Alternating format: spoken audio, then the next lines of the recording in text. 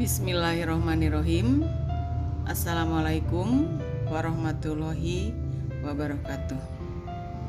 Anak-anakku yang ibu cintai dan ibu banggakan, apa kabar kalian hari ini? Mudah-mudahan kalian tetap sehat dan semangat untuk menyimak materi yang akan ibu sampaikan.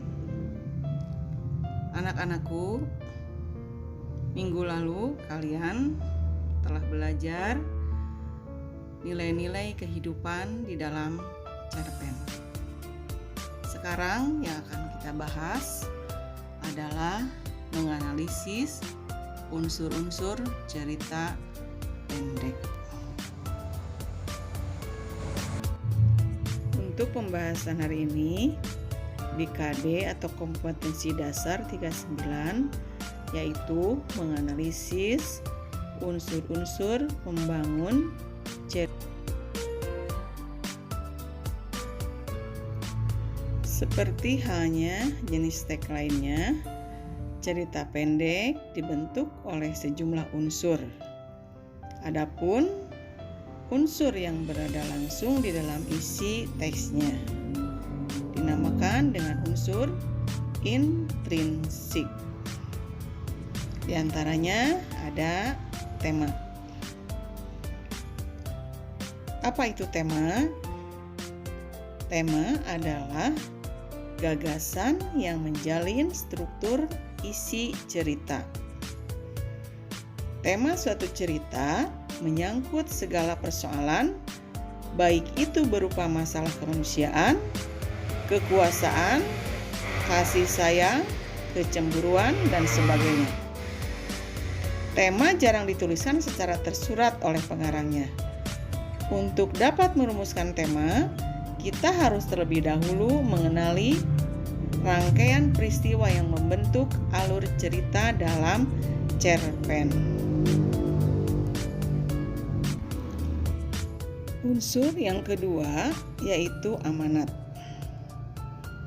Amanat merupakan ajaran atau pesan yang hendak disampaikan pengarang. Amanat dalam cerpen umumnya bersifat tersirat atau disembunyikan pengarangnya di balik peristiwa-peristiwa yang membentuk isi cerita. Anak-anakku yang ibu cintai dan ibu banggakan, unsur yang ketiga yaitu penokohan. Apa itu penokohan? Penokohan merupakan cara pandang pengarang menggambarkan dan mengembangkan karakter tokoh-tokoh dalam cerita.